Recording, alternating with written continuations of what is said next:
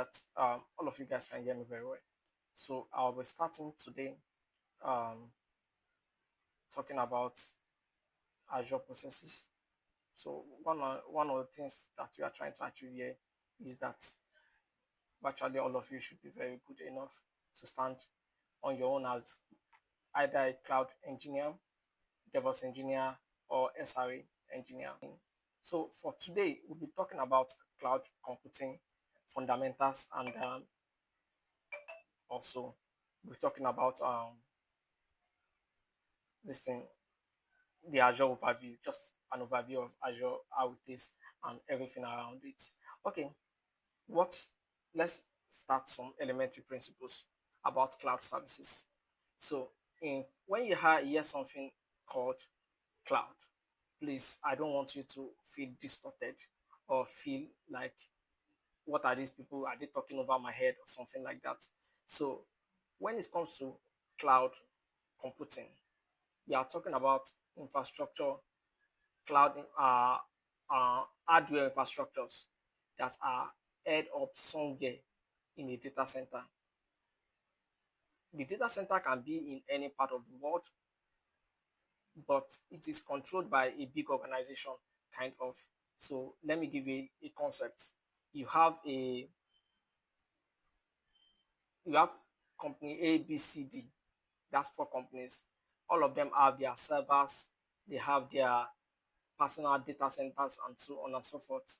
And knowing fully that handling data center can be complex, or can be funny, as come to come to think of, when it comes to the overhead costs running the data center and managing the resources in it, the repairs and maintenance. Now you have one person, company D, company E. Company E now says, okay, what I will do is this: I will create that data center. That data center is what I'm going to now I will outsource it for you guys, meaning that you guys can, company A, B, C, D, can bring their resource, their application and so on, run it on my data center, pay me for the services I am rendering, and so on and so forth. So that is the concept of cloud computing. Please, we get it to that extent. So now we have those big companies. Some of them, their names include Microsoft Azure, you have AWS, you have GCP, you have some other hybrid, other companies like Hawaii Cloud, and so on and so forth. So we have other companies running that services also. So now we are working majorly in this class with Microsoft Azure. That's the Azure Cloud that is handled by Microsoft. So now, what we'll be talking about here, firstly, the first topic we'll be talking about in our class for today is our service model, cloud service models. So we have three types of cloud service model. You have infrastructure as a service, that's IaaS. IaaS. You have platform as a service, PaaS, and you have software as a service. Please note those three things. So I'll explain them one after the other. Infrastructure as a service. Infrastructure as a service means that uh, I company A needs a server with having a 32 gig RAM and let's say 1 terabyte memory, and they need it for their application, kind of. Now, company A works up to company E. Company E, I need a server to host my application, and so on and so forth. Company E gives out or lease out, note the word, lease out its server to company A. That is what is called infrastructure as a service. Company E is leasing out a server for company A. That's infrastructure as a service, meaning the infrastructure itself. So company E is not the company E. What company E does is managing the physical server, usually the physical server, but everything on the server is done by company A. So company E just manages it, ensure that there is network connectivity, and ensure that there is security, ensure that there is cooling system, and so on and so forth. So you are just leasing out your infrastructure. That's what is called infrastructure as a service. I believe you get that concept. Now, the next thing is platform as a service.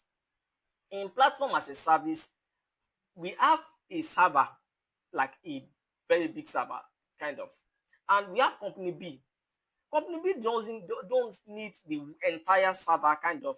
Company B just needs to find a small portion of that server to host its software on. Maybe the software is a web app, maybe a Node.js app.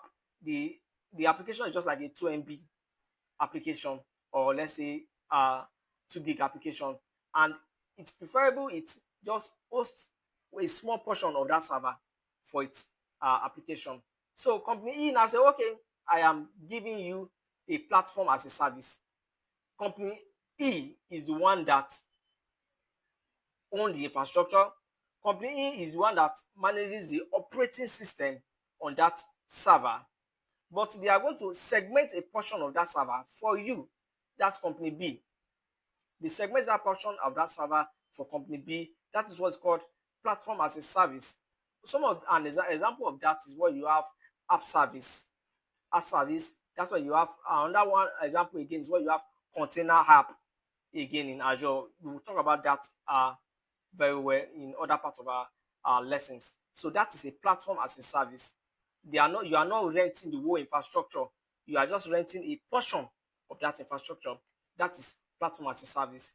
Now, the other one we want to talk about lastly again is software as a service. Software as a service. Now, software as a service is like you using the software that you pay for every now and then. For instance, you have Microsoft Excel.